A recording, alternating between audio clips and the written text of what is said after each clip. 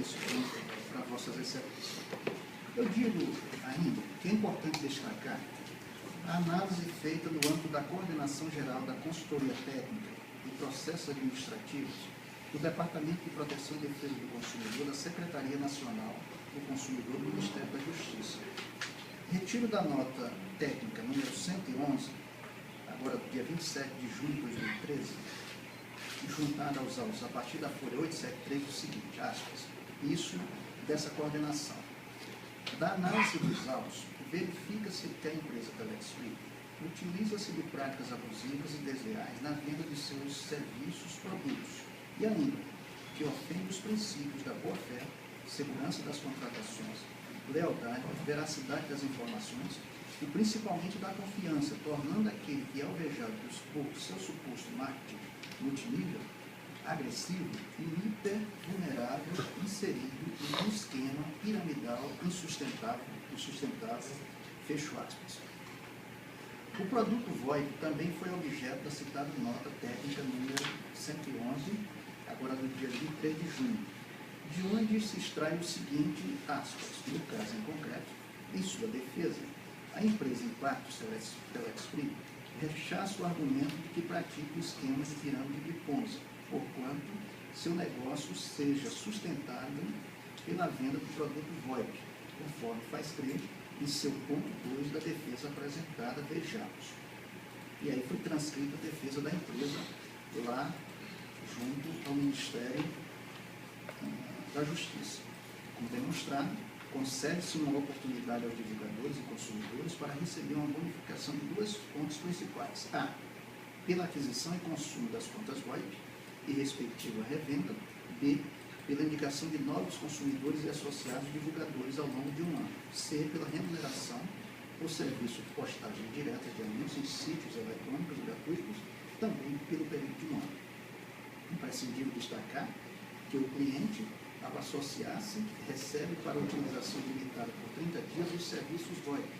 Ademais, recebe o divulgador acesso ao escritório virtual no site da anunciante Telexfree, onde poderá obter vídeos e solicitar material para o treinamento. Essa é a defesa apresentada junto ao Ministério da Justiça.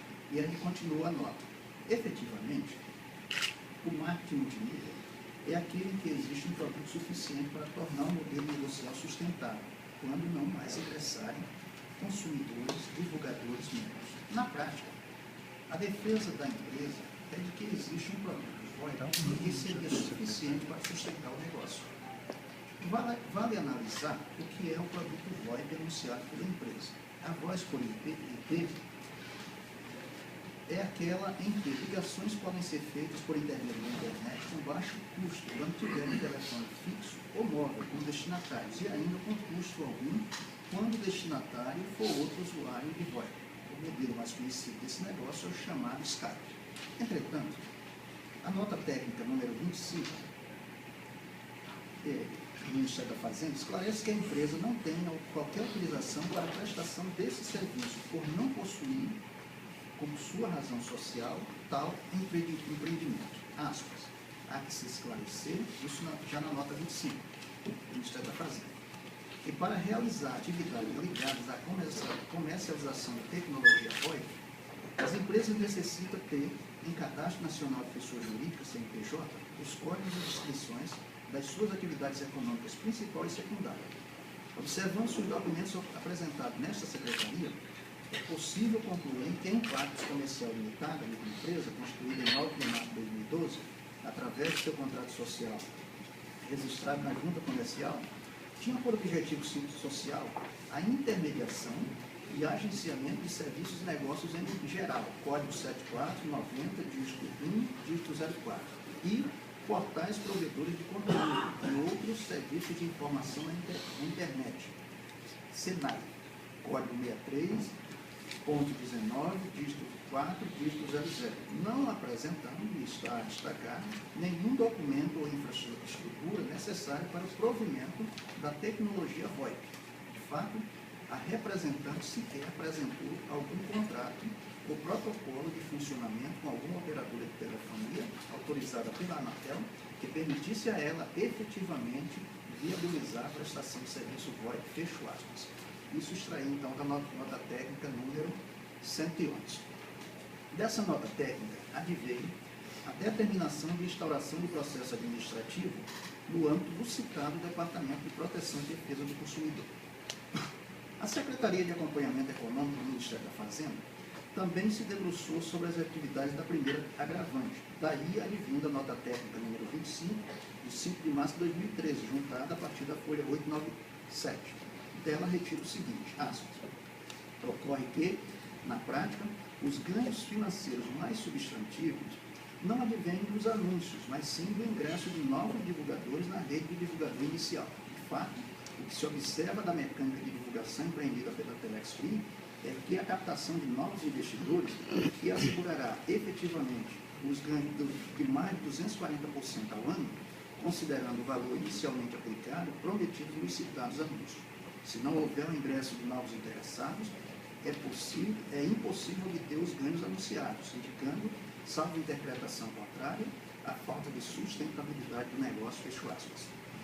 A conclusão da citada nota técnica ficou consignado o seguinte, aspas, diante da definição adotada pela empresa Impactos Comercial Limitada, Telex Free, sobre as atividades desenvolvidas na organização e por se tratar de investimento com retorno imediato e consumo continuo ao consumidor, dentro da validade do contrato assinado entre as partes, verifica-se o não enquadramento da referida empresa com captação antecipada de poupança popular, que era um outro aspecto também abordado.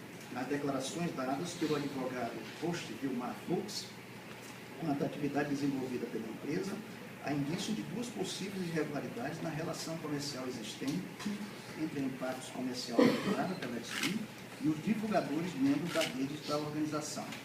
A primeira no tocante ao incentivo da economia informal, quando a empresa estimula a atividade comercial de revenda de redes VoIP por parte do integrante das equipes de sua rede para consumidores finais. A segunda, no pagamento de divulgadores feito com produto e mercadoria e na exigência de exercício de duas atividades laborais, como divulgador e como comerciante, para o recebimento de apoio nas urnas. O código e a descrição das atividades econômica principal e secundária da referida empresa não autorizam praticar atividade de comércio, bem como não foi comprovada a parceria entre a empresa Impactos Comercial Limitada, Telex Free, e a empresa de telefonia móvel fixa, garantindo a prestação de serviço de valor adicionado. A oferta de ganhos altos e rápidos, proporcionados principalmente pelo recrutamento de novos entrantes para a rede, o pagamento de comissões excessivas acima das receitas advindas de vendas de bens reais e a não sustentabilidade do modelo de negócio desenvolvido pela organização sugerem um esquema piramidal, pirâmide de Ponzi, fecho aspas. É certo, eminentes desembargadores, sobre o Procurador de Justiça, que o agravo de instrumento não é a sede própria para esgotar o exame do tema, ou seja, a pirâmide financeira. A sua discussão será aprofundada e levada a termo na ação principal. No entanto, a fundamentação da decisão agravada e os demais elementos contidos nos autos, incluindo documentos oriundos dos Ministérios da Justiça e Fazenda, permite afastar nesta sede o argumento da não prática de pirâmide financeira pela primeira agravante. Passo então ao ponto seguinte. No ponto referente à desconsideração da personalidade jurídica da primeira agravante, asseguram a inexistência da fumaça do bom direito e do perigo da demora. Dizem que, aspas, não há nos autos qualquer indício de que os sócios agiram de maneira a ultrapassar os limites de sua atividade. Portanto, aspas, não havendo que se falar em qualquer risco de dano por parte dos agravantes. Afiançam, por outro lado, a inexistência de indícios de desvio da atividade da agravada, possibilidade questionada pela juíza singular.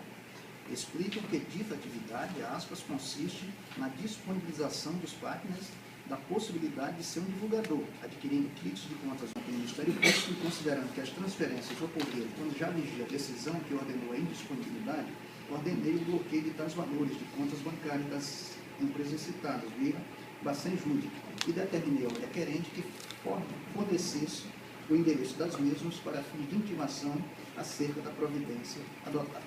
Digo eu que, portanto, a desconsideração da personalidade jurídica da primeira agravante se deu sob o enfoque do artigo 50 do Código Civil. Muito embora nós saibamos que o 28 do CDC é bem mais amplo, né? Na verdade foi em cima do 50 do Código Civil o fundamento da juíza. Se deu sob o enfoque do artigo 50 do Código Civil, abuso da personalidade jurídica caracterizado pelo desvio de finalidade. Os indícios da prática de pirâmide financeira pela primeira agravante, aliados à análise feita pelos órgãos do Ministério da Justiça e da Fazenda, segundo a COP, o Código da descrição das atividades econômica principal e secundária da referida empresa não a autoriza a praticar atividade de comércio, agasalham a conclusão de desvio de finalidade, que via de consequência o abuso de personalidade que autoriza a desconsideração aqui tratada. Afasta, por conseguinte, da argumento. Os agravantes apontam ainda a inexistência de estudos que demonstrem insustentabilidade da primeira. Sobre esse ponto, a juíza singular, nas informações, assentou. Menciona os agravantes a extrema necessidade de um estudo detalhado que efetivamente demonstre a insustentabilidade do negócio, e isto não se questiona. Ocorre que a decisão agravada foi proferida em auto de ação cautelar, sendo que o estudo detalhado, a que os agravantes fazem referência, deve ser elaborado a título de prova pericial nos autos da ação principal, não sendo adequado realizá-lo nesta fase processual. Porém, a providência cautelatória não pode aguardar a realização das provas conclusivas, pois acaso se confirme a tese da insustentabilidade de rede, poderá ser tarde para qualquer intervenção no sentido de proteger aqueles que ingressarem sem possibilidade de reaver o investimento, fecho aspas. Com razão, digo eu, ao meu sentir, a juíza singular. A ação principal é a sede apropriada para analisar com profundidade o tema em debate. Ali deverá ter lugar, por ocasião da especificação de provas, o requerimento de prova pericial que responda ao ponto, não obstante os indícios que existem nos autos. Afasto o citado argumento.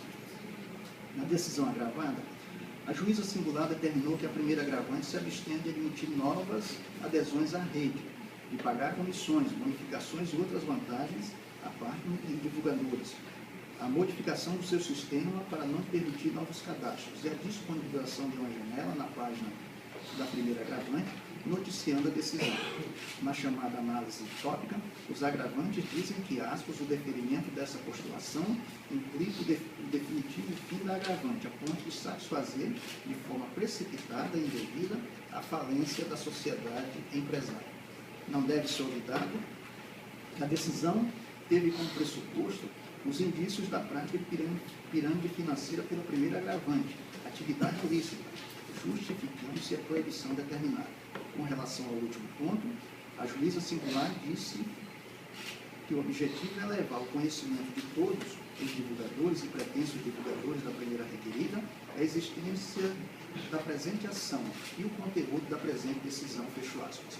A decisão agravada determinou a indisponibilidade de todos os bens móveis, imóveis e valores dos agravantes, estendendo-se aos cônjuges e os dois últimos.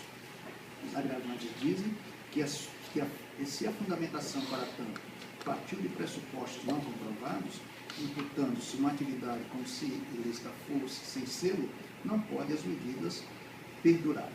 Não obstante, da mesma forma que a juíza singular tem como presente os requisitos da fumaça do bom direito, o equilíbrio da demora, requisando que a medida tem como pressuposto a prática de atividade ilícita por parte da primeira agravante.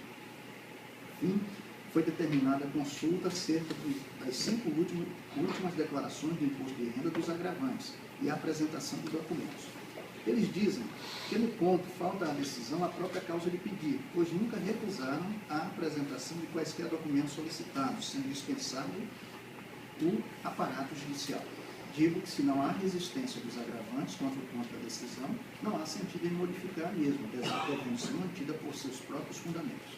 Tenho, eminentes desembargadores, seu procurador, que a juíza singular analisou a questão com acerto, devendo ser considerada a complexidade da demanda, os interesses envolvidos e a repercussão da mesma. A decisão agravada foi proferida em sede de ação cautelar e o exame aqui feito o é em sede de agravo de instrumento, não sendo possível esgotar o tempo. Mas diante do que é possível referir, tem, ao meu sentir, que a decisão deva ser mantida. Com essas considerações, senhores desembargadores e procurador, eu reconheço o agravo do instrumento, mas nego provimento ao mesmo como eu quero. Desembargador Moreira. Senhor presidente, relator deste agravo do instrumento de posto de reprovação, senhor procurador de Justiça, Álvaro Pereira, senhora desembargadora evangelista, decana dessa corte, que desde já, assim como o presidente, agradeço por estar possibilitando a ocorrência desta sessão, ante a ausência justificada da titular, desembargadora Regina Ferrari, senhores advogados, senhores presentes, imprensa, servidores. O voto do desembargador relator é extremamente denso, detalhou toda a situação vivenciada neste agravo, ou seja, como bem destacado por último pelo desembargador, não se esgota aqui a discussão acerca da ocorrência ou não de possível pirâmide, né? Porque isso ficará a cargo, por óbvio, da ação principal.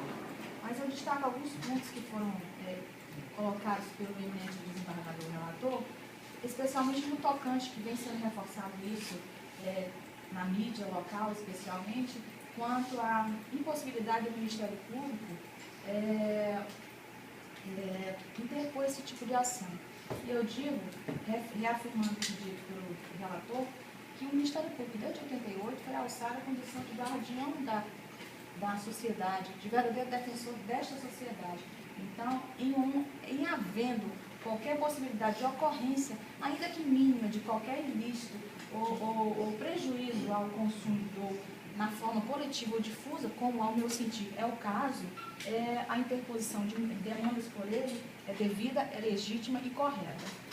Digo ainda que a decisão que se diz deva ser limitada, como já afastado pelo desembargador relator, também, ao meu sentir, não tem possibilidade nem razão de ser, uma vez que, como se trata de interesse coletivo, por óbvio, como bem delineado no voto, e repito, denso, se espraia em todo o território nacional e que está internacional, porque nós temos notícias, inclusive, de outros países que estão, quando houve o bloqueio nesse estado, os divulgadores ou parceiros desta empresa agravante, Pactos, correram para outros países aqui muito próximos nossos. Então, senhor presidente, eu acompanho o seu voto, tenho como denso, digo ainda que por tudo que foi colocado e posto na mídia, apresentado nos autos, há um relatório, há várias notas, a 111, a 25 destacado por Vossa Excelência, onde há confirmação da ocorrência de sim, de pirâmide, ou seja, uma situação nefasta para os consumidores. Nós estamos numa situação onde os consumidores, ou aspas, colaboradores, acreditam que o Estado juiz ou o Estado Ministério Público não poderia, digamos, protegê-los, mas essa não é a situação que melhor se amolda a essa questão. Digo aos senhores, mais uma vez, me socorrendo do que é posto na mídia, de que no Estado do Acre há 70 mil investidores e divulgadores, a contado o valor de $629, que é o valor, pelo menos nos autos consta como mínimo para o ingresso. Se nós fizermos uma conta minimamente aritmética, nós chegaremos a um valor de 70 mil linhas telefônicas modalidade VoIP. Não se tem notícia, ao menos nos autos, que existam 70 mil linhas com esse intuito, como divulgado pela agravante. Digo ainda que, também fazendo uma conta simples, aritmética, nós chegamos rapidamente a um valor de, se a cada 70 mil cadastrados nós temos 10 para cada um desses cadastrantes, $629, nós chegaremos a uma cifra de aproximadamente 1 bilhão e 12 milhões de valores que circulariam ou teriam circulado no estado do Acre. Isso nós analisando sobre um contrato que diz existir de 12 meses, nós temos uma cifra de 4 bilhões. de reais, que em tese, seria o valor que se chegaria a partir do 1 bilhão, com relação aos 20%, que é garantido, em formato que vai ser oportunizado e garantido aos investidores. É colocado nos autos, se o relator me permitir só mais um momento falar do que é aposto para o nosso julgamento, é que essa situação é tão somente para cadastramento de divulgadores. Não se trata de apresentação de documento, porque o foco, pelo menos é o que me parece, é o cadastramento. E é sobre esse cadastramento que é tratada essa situação, nesse agravo. Sim? E dessa forma, eu tenho como bem lançado o voto do desembargador relator, a campanha em toto, e digo, agora trazendo a fala de um livro que foi inclusive citado nos autos, do escritor Carinaz, do livro Golpes Bilionários. Ele diz que quando uma coisa parecer boa demais, provavelmente é porque ela é boa demais para ser verdade. Isso foi retratado em filme. Penso que talvez seja uma situação muito próxima do que está nos autos. Então, eu voto pelo improvimento do agravo do instrumento lançado, senhor presidente. Como voto, relator? Presidente, desembargador Samuel,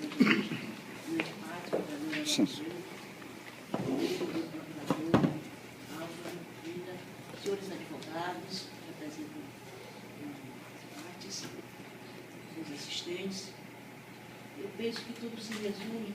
Digo que conheço, fui convocada no tribunal para apresentar o código. Conheço o processo, conheço em parte porque dentro do Tribunal de Justiça, 2 mandados de segurança sucessivos foram interessados, que não foram conhecidos, porque não se aperfeiçoou, né, o cabimento do mandado de segurança, em razão de contrato judicial, assim de recurso. Foi essa conclusão que chegou-se, tanto é que não houve sequer recurso dos senhores advogados da empresa, que assim reconheceram da pertinência da decisão. Bem, também foi voto vencedor no habeas corpus. O habeas corpus, convocado que fui para a Câmara Criminal. Para dizer que conheço com profundidade os autos, não os conheço. Por quê? Tenho conhecimento de que estes autos foi conferido o segredo de justiça. Segredo de justiça este, do qual foram disponibilizados pelo eminente relator algumas peças deste processo, pela sua gentileza, e algumas outras eu obtive junto ao Ministério Público Estadual, hoje. Mas eu faço justiça aos senhores advogados por meu voto, porque li com muita atenção os memoriais que me foram apresentados e digo que no seu primeiro item, quando tratam que os divulgadores da Impactus não podem ser consumidores, pois adquirem produtos VoIP com a intenção de revendê-los e obter lucro. Portanto, o juiz da 2ª Vara Civil de Rio Branco é absolutamente incompetente para julgar o feito. Penso que a questão que diz respeito à competência do juízo, sim, do juízo da 2ª Vara Civil, competência do juízo, ela é entranhada com a discussão que diz respeito aplica-se ao caso de direito do consumidor. Esta é que é a situação que me parece que tem que ser avaliada, porque ela também se abrange a questão, que também é posta pelos senhores advogados no memorial, no que diz respeito à extensão dessa decisão ao território nacional. Pois bem, eu tenho aqui, assim, uma relação de consumo, até porque, quando os nobres advogados, eles tratam da Impactus, eles tratam sobre a desconsideração da personalidade da pessoa jurídica, eles falam numa relação de consumo em plano secundário, entre a relação de consumo entre a primeiro requerente e seus divulgadores e partners. Daí porque eu penso que mesmo a própria empresa agravante reconhece que há, sim, uma relação de consumo. Eu penso que há relação de consumo, eu afirmo, daí porque tenho que a decisão, ela é a competência do juízo, sim, da 2ª Vara Civil, com aplicação do Código de Defesa do Consumidor. Reconheço a imprensa tem divulgado com muita abrangência este tema, Até porque a decisão, eu fui verificar o acompanhamento processual, isso eu tive acesso no SAG, apesar do segredo de justiça que foi imposto, e lá verifiquei que da data da decisão, uma decisão de natureza realmente complexa, um assunto novo, foram 20 dias, passaram 20 dias. 20 dias entre o ajuizamento da ação do Ministério Público e a decisão da magistrada. Depois, houve a questão da efetivação da medida, que isso diz respeito ao tema abordado pelo eminente desembargador Samuel em relação à desconsideração da pessoa jurídica.